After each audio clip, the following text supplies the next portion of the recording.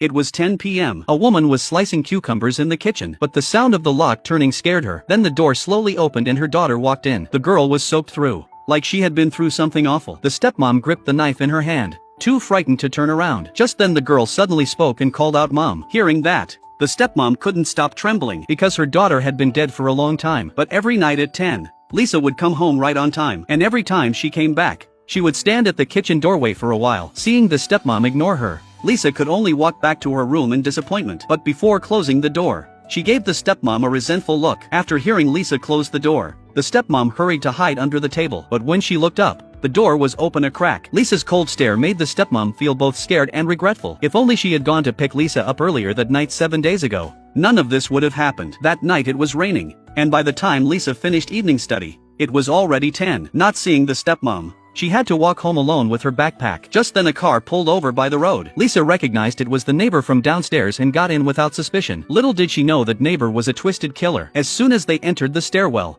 Jack dragged Lisa into his apartment by force. Meanwhile, the stepmom, rushing to pick Lisa up, suddenly felt a pang of panic and then got into a car crash. Unknown to her, Lisa was already tied up by Jack. Terrified, Lisa begged for mercy, but Jack gave a cruel smile. He ordered a pizza as part of a ritual for Lisa's execution and forced her to eat it. Then Jack put on an apron and killed Lisa with a hammer, cutting her body into pieces and packing them into a suitcase. The next day the suitcase was found and made the news, but the police found no clues at all, which gave Jack a strong sense of satisfaction. He killed someone every 10 days. Lisa was already his 6th victim, but the red suitcase in the news caught the attention of a luggage shop owner. A man in a hat had bought from him 6 times in a row, and the day after he took the suitcase, a body would be dumped. The owner took out his phone wanting to call the police, but his wife told him to stay out of it so it wouldn't hurt business. Thinking it over, the owner let it go. Meanwhile, a delivery guy remembered something important. There was a man in a nearby neighborhood who ordered pizza every 10 days, and the day he ordered was always the night before each dumping. Busy with work, the delivery guy soon forgot about it. 2 important leads were left hanging. Ever since the stepmom confirmed Lisa's death, she had been on edge every day. Whenever Lisa came home,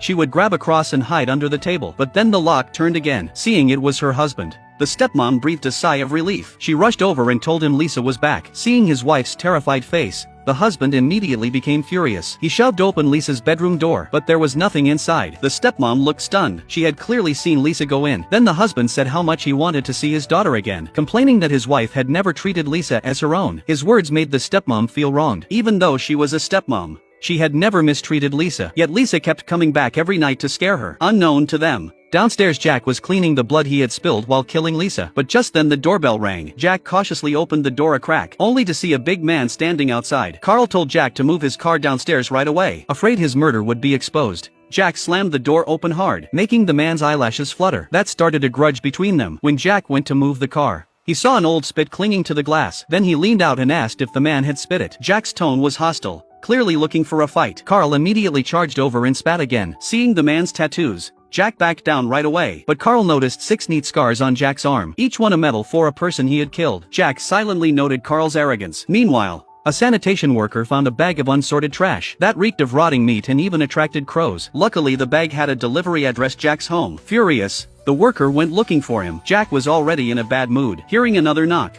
he got angry, but the worker dumped the trash at his door. There was Lisa's school uniform, stained with blood. The worker immediately sensed something was wrong, but just then Jack's gaze turned vicious and he raised the hammer. Right at that moment the stepmom came home. Seeing blood trailing down the stairs, she panicked, but looking up, she saw Jack calmly mopping the floor with a mop. Seeing the broken glass on the floor, she assumed he had just smashed a bottle of wine, so she quickly shut the door and avoided a crisis. Then Jack ordered a pizza to celebrate another successful kill. But when the delivery arrived, the driver noticed Jack's hat was identical to the one from the crime scene. Luckily he stayed cool, took Jack's money, and left. Later Jack geared up to dismember the sanitation worker, but seconds later the building security called asking why Jack's water usage was unusually high. Then a knock came, making Jack nervous. He threw his phone on the table and went to open the door, but the phone slipped into the suitcase containing the body because of an incoming call vibration. The moment Jack opened the door, he heard a voice that terrified him. Lisa, whom he had dismembered 10 days ago, was standing there perfectly fine. Before he could react, the security guard came to check the water. To avoid raising suspicion,